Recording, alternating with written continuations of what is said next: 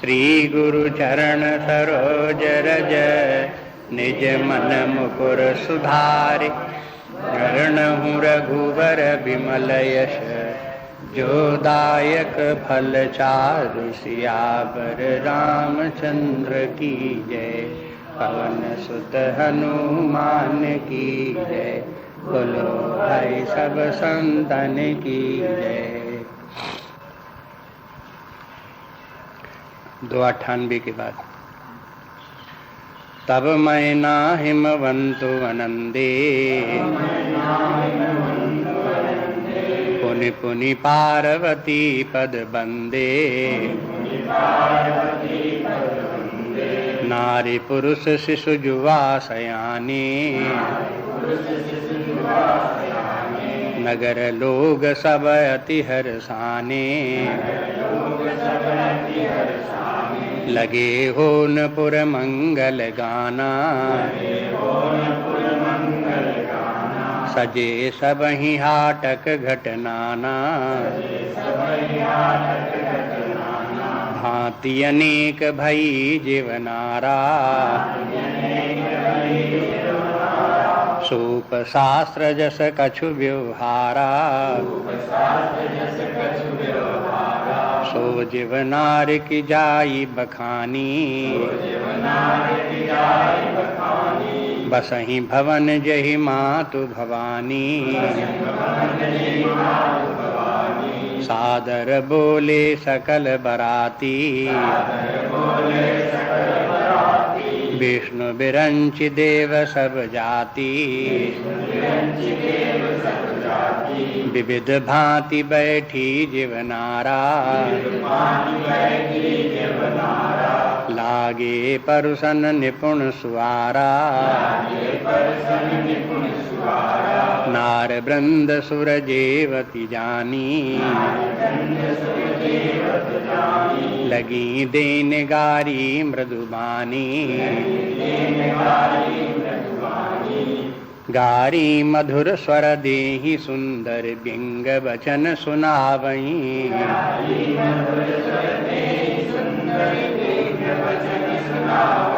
भोजन करहि सुरयति विलंब विनोद सुन सचु पावई।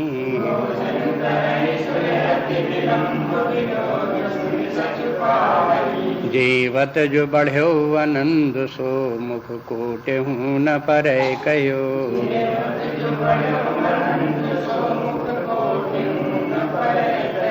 अचवाय दीन्हे पान गवने बास जहाँ जाको रह्यो।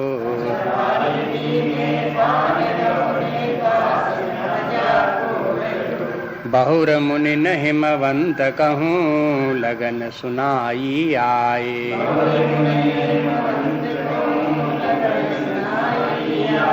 समय बिलोक विवाह कर पठय देव बुलाए।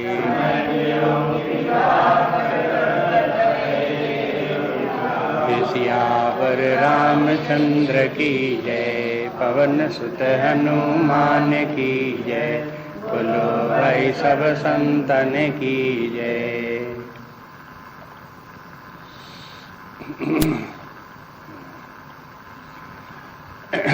अभी विवाह में जो बाधा आ गई थी वो दूर हुई। बाधा का कारण शंकर जी के गण थे और शंकर जी का भयंकर रूप था जिसके कारण से मैना और सब स्त्रियां डर गईं और उन्होंने निश्चय कर लिया कि विवाह नहीं होने पाएगा। लेकिन फिर नारद जी सप्तऋषि की सब आए और उनको समझाया कि ये तो शंकर भगवान हैं, पार्वती जी जगत जननी है, समस्त जगत की रचना करने वाली विनाश करने वाली शक्ति हैं। ये तो दोनों सदा ही अनादि हैं और ये अभिन्न हैं।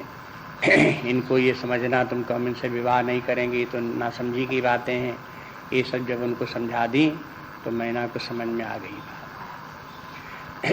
उनको पूर्व जन्म की घटना भी सुना दी। सती थी, किस प्रकार से उन्होंने सीता जी का रूप धारण कर लिया था, शंकर जी ने उनका त्याग दिया था, वो कथा भी सुना दी। मैना ने उस कथा को भी सुना ध्यान से और उनको ये लगा कि पार्वती जी ने पिछले जन्म में एक गलती की है, वो गलती दोबारा न करें। ये बात भी उनकी समझ में आ गई। अब आगे क्या घटना घटती है, फिर उस प्रकार से विवाह का कार्यक्रम प्रारंभ होता है। तो कहते तब मैना हिमवंत आनंदे, जब हिमांचल और मैना उनकी पत्नी दोनों को मालूम हुआ कि भगवान शंकर जी हैं, परब्रह्म परमात्मा हैं, पार्वती जी जगत जननी है, तो फिर उनको बड़ा आनंद हुआ। कहा कि देखो भगवान ने ही हमारे घर अवतार लिया। और फिर कितने आनंदित हो गए कि हमें अभी तक मालूम ही नहीं था कि हमारे ही घर में आकर के पार्वती जी ऐसे परब्रह्म परमात्मा की शक्ति जो है उन्होंने अवतार लिया है आकर के। बड़े प्रसन्न हुए वो सब। पुनि पुनि पार्वती पद बंदे, और फिर उन्होंने पार्वती जी के चरणों में बार बार वंदना की। मैंने अब उनको समझ में आ गया ये हमारी पुत्री मात्र नहीं है, इन्होंने तो अवतार लिया, बहाने के लिए हम माता पिता हैं, ये तो जगत जननी है, इसमें हमको भी इन्हें प्रणाम करना चाहिए। तो फिर उन्होंने, माता ने, मैना ने भी पार्वती जी को प्रणाम किया और हिमान ने भी उनको प्रणाम किया, दोनों। जैसे पहले देखे आए थे कि जब सप्तऋषियों ने परीक्षा ली पार्वती जी की और उनको मालूम हो गया कि पार्वती जी को शंकर जी के प्रति अनन्य प्रेम है और बड़ी दृढ़ता के साथ में उन्होंने सप्तऋषियों की जो बात थी उसका उत्तर दिया, तो सप्तऋषि भी संतुष्ट हो गए और फिर उन्होंने उनको समझा कि ये जगत जननी है, माता हैं, और फिर उनको प्रणाम किया उनको। वही बात यहाँ हुई। तो अब देखते हैं कि इनको जब इस ऐसी परमात्मा शक्ति को, परमात्मा को या परमात्मा की शक्ति को जब तक कोई नहीं पहचानता तब तक उपेक्षा करता है, जब पहचानता है तब उसे प्रणाम करता है, तब उसे स्वीकार करता है। तो जानना न जानना इसमें बड़ा अंतर है। वही पार्वती जी हिमान के घर में बनी रहीं और उनको नहीं जानते थे, तो न जानने के कारण से एक स्थिति थी, और जब मालूम हो गया कि ये जगत जननी पार्वती जी हैं तब उनकी स्थिति दूसरी हो गई। तो ऐसी संसार में सर्वत्र है कि परमात्मा के संबंध में जो नहीं जानता वो उसकी उपेक्षा करता रहता है। जब परमात्मा को जाना तो फिर परमात्मा में उसकी प्रीति होती है, भक्ति करता है, ज्ञान प्राप्त करता है, मुक्ति के प्रयास करता है। ये सब देखने में आता है। गीता के 15वें अध्याय में जो पाठ करते हैं वहाँ भी भगवान कहते हैं कि जो मुझे इस प्रकार से जानता है वो क्या करता है, वो सर्वभावेन भारत, कि सब भावों से, सब प्रकार से हे भारत, वो सब मेरा ही भजन करता है। तो जब जानता तब भजन करता, कि बिना जाने क्या करेगा। जब जानते ही नहीं तो उसका क्या भजन करेगा, क्या होगा। ये तो जानने न जानने का इतना अंतर है। यदि जाने की परमात्मा की शक्ति समझ में आवे, महिमा समझ में आवे, तो परमात्मा की शरण में हो जाए, उनका आश्रित हो जाए, उनकी कृपा प्राप्त करे। लोग जो नहीं जानते फिर वो परमात्मा की उपेक्षा करते रहते हैं। ये बात यहाँ पर देखने में आती। तो देखो तब मैना हिम वंदे आनंदे, पुनि पुनि पार्वती पद बंदे। कहाँ वही मैना इतनी रो रही थी कि हम पहाड़ से गिर पड़ेंगी, आग लगा लेंगी, कहाँ इस प्रकार का दुखी, और कहाँ आनंदे, अब आनंद हो गया। ये अंतर हो गया, ज्ञान अज्ञान का अंतर ये। यही बता रहे थे दुखों के दूर करने के दो उपाय हैं। प्रारंभिक उपाय कर्म सिद्धांत है। जब व्यक्ति को ये मालूम हो कि दुखों का कारण हमारे ही कर्म हैं, पूर्व कर्म है, उसके कारण से हम दुखी, तो फिर व्यक्ति का दुख कम होता है, लेकिन समाप्त नहीं होता। लेकिन जहाँ उसको ज्ञान प्राप्त हुआ कि अपना स्वरूप तो आत्मा सच्चिदानंद स्वरूप है, अनंत स्वरूप ही हमें, ये ज्ञान जहाँ हुआ तो इस ज्ञान में ही बड़ा अंतर आ गया। सारे दुख दूर हो गए और फिर सदा के लिए सुख ही सुख हो गया। तो ये यहाँ भी दिखा दिया कि देखो जब तक अज्ञान था तब तक मैना दुखी थी, रो रही थी, बहुत परेशान थी, और जहाँ ज्ञान हो गया कि पार्वती जी हैं, ये जगत जननी है, तो बस सब प्रसन्न हो गई, फिर आनंदित हो गई। अब कहते हैं नार पुरुष युवा सयाने, नगर लोग सब अति हर्षाने।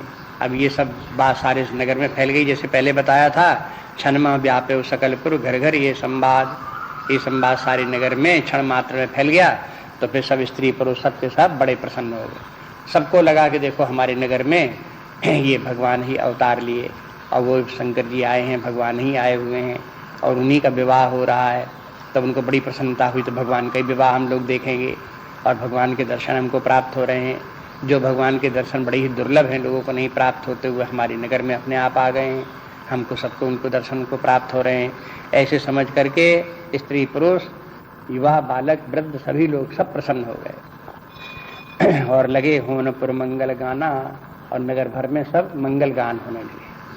अब तो सबको ये लगने लगा कि भगवान नगर में क्या आए, हिमांचल के यहाँ क्या आए हैं, मानो हम सबके यहाँ आए हुए हैं। सबके घर घर में मंगल गान होने लगे, सब प्रसन्न हो गए और सजे सबई हाटक घटनाना, और सभी लोगों ने अपने अपने मकान सजाए। हाटक के माने है सोना, हाटक घट के माने सोने के घड़े से, घड़ों से अपना द्वार सजाने लगे। सब लोग मंगल कलश सजा करके द्वारों पर रखने की प्रथा, तो उन्होंने कलश, स्वर्ण के कलश सजा सजा करके अपने दरवाजों पर रखे। भांति अनेक भई जीवनारा, और फिर उसके बाद फिर जीवनार हुई। जीवनार बने सब लोग बराती आए थे, उन सब के लिए खाने की व्यवस्था की गई, भोजन हुआ, तो उस भोजन को जीवनार कहते हैं। तो जीवनार में सब लोग, देवता लोग सब बुलाए गए, सब खाए गए। अब एक बात देखेंगे, जहाँ से ये ज्ञान हो गया और सबको प्रसन्नता हो गई, सब सुखी हो गए, तो उसके बाद कहीं निशाचरों का नाम नहीं, भूत प्रेतों का नाम अब कहीं नहीं। अब जब आएंगे खाने के लिए तो देवता लोग आएंगे, विष्णु भगवान आएंगे, शंकर जी भी बहुत सुंदर लगेंगे।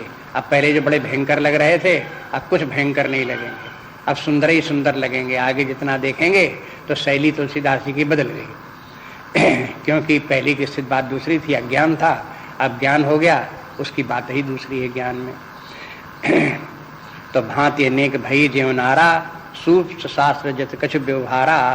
सूप शास्त्र के माने है जैसे खाना बनाने की जो कला है, पाक शास्त्र जिसे कहते हैं, उसे कहते हैं सूप शास्त्र। माने पाक शास्त्र के अनुसार जो जो जितने जितने प्रकार के, नाना प्रकार के भोजन बनाए जा सकते थे, वो सब बना करके तैयार किए गए। जैसे विवाहों में तरह तरह के 10, 20, 25 जितने भी तरह के भोजन हो सकते थे बनाए जाते थे, तो बना करके वो सब लोगों को दिए गए, परोसे गए, खिलाए गए। सो जीवनार की जाए बखानी, वो जीवनार जिसमें कि सबका सब भोजन परोसा जा रहा है, अद्भुत अद्भुत, कहते हैं बड़ा ही विचित्र है। कैसा है कि बसही भवन जहाँ मातु भवानी, जहाँ माता भवानी स्वयं वास कर रही हो, अन्नपूर्णा देवी जहाँ स्वयं ही वास कर रही हो, वहाँ के तो भोजन की बात ही क्या। उन्हीं की अपनी रिद्धि सिद्धि की सामर्थ्य से सब स्वादिष्ट और सुंदर अनेक प्रकार के भोजन बन करके तैयार हो गए। और सादर बोले सकल बराती, और फिर बड़े आदर के साथ सब बरातियों को बुलाया गया। और बरातियों में कौन आए? विष्णु बिरंच देव सब जाति। अब देखो बराती में कितने रह गए? विष्णु, बिरंच बने ब्रह्मा जी, ब्रह्मा विष्णु, और देव सब जाति, और सब जाति के देवता, माने भूत प्रेतों का अब नाम नहीं कहीं। वो सब के सब ये खाने के लिए बुलाए गए। आए, सब लोगों ने बैठा खाया। विविध भांति बैठी जीवनारा, और वो सब जीवन करने के लिए सब अलग अलग पंक्तियां बना बना के बैठा दी गई। अलग अलग देवता अलग अलग वर्ग के हैं, वो अपने अपने वर्ग के अलग अलग देवता अपनी अपनी पंक्तियां बना बना करके बैठे और उनको भोजन मिला। और लागे परसन निपुण स्वारा, स्वारा के माने रसोई जो परसने वाले हैं, सुसार हुए लोग परोसने वाले वो परोसने लगे। निपुण के माने बड़ी कुशलता पर, माने परोसने में भी निपुणता चाहिए।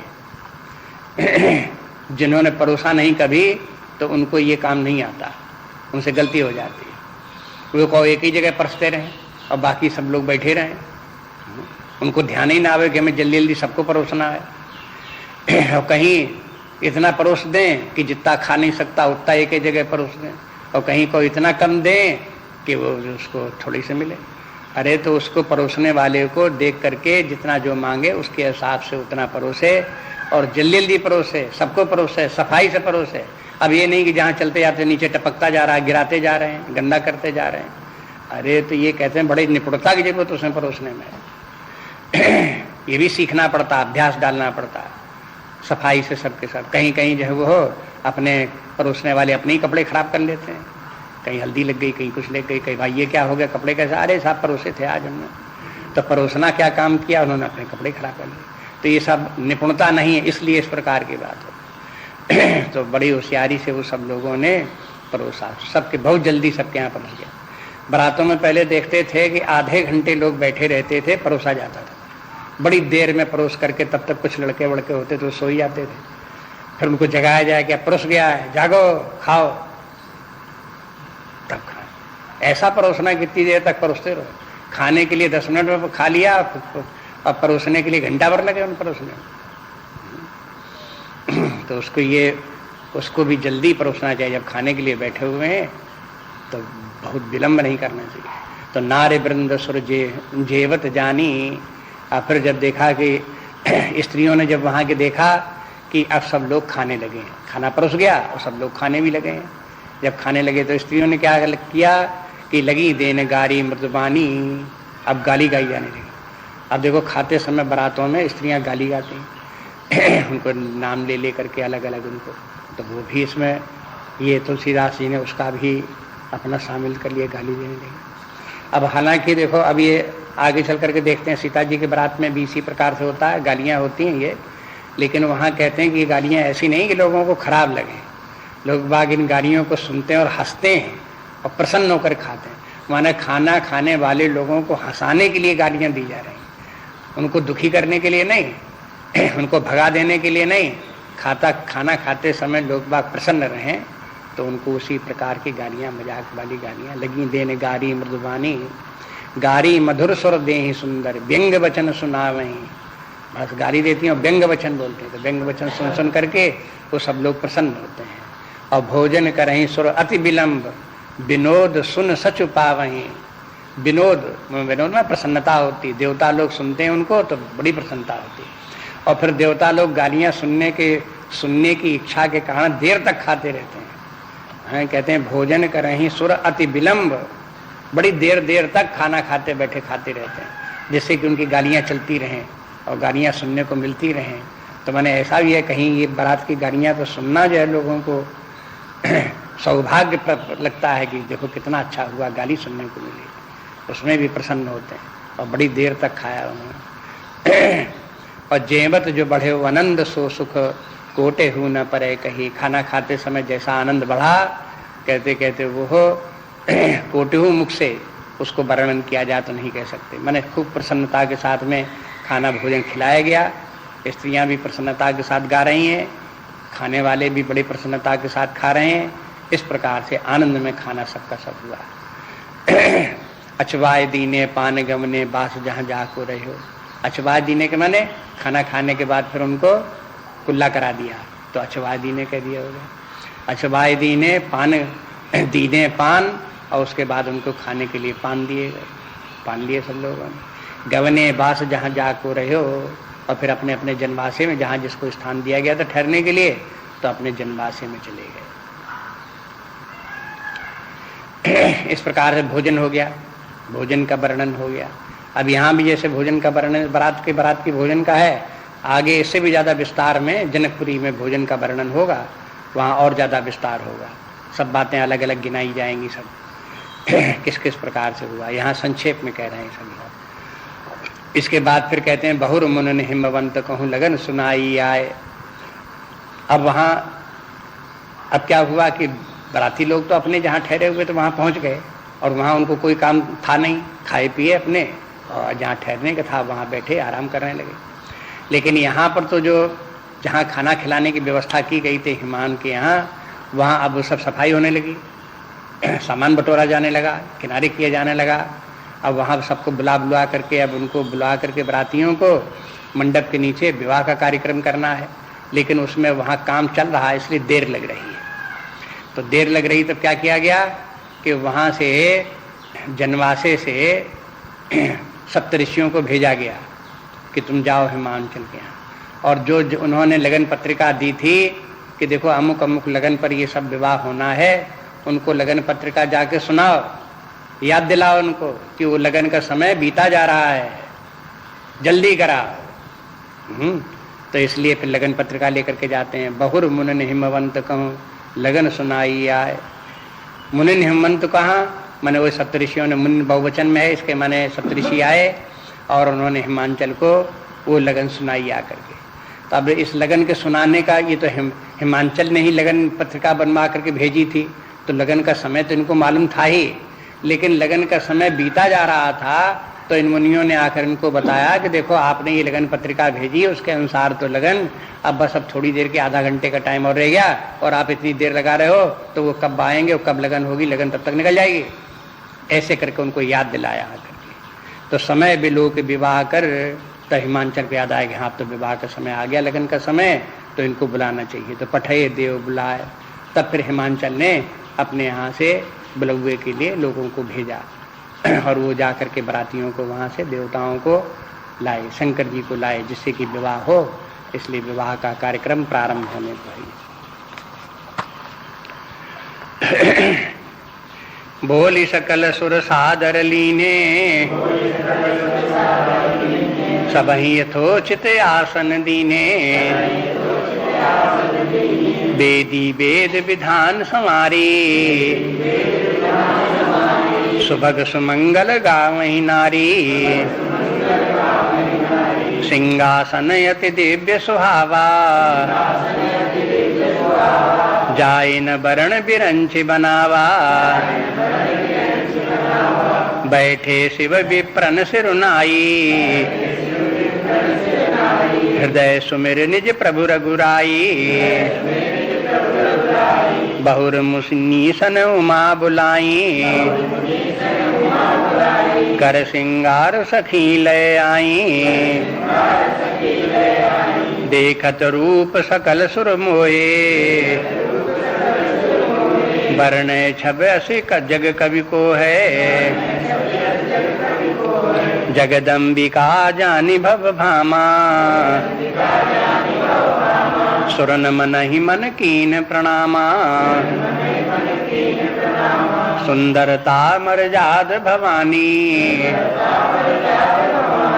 जाय न कोटि बदन बखानी।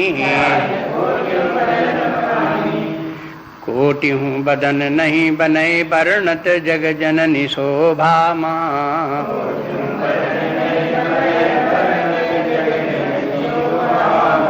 सकुचई कहत श्रुति शेष शारद, मंदमति तुलसी कहा।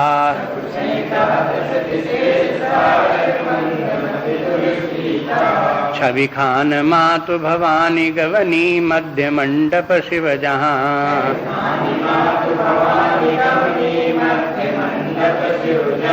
अवलोक सकहि न सकुच, पति पद कमल मन मधुकर तहाँ।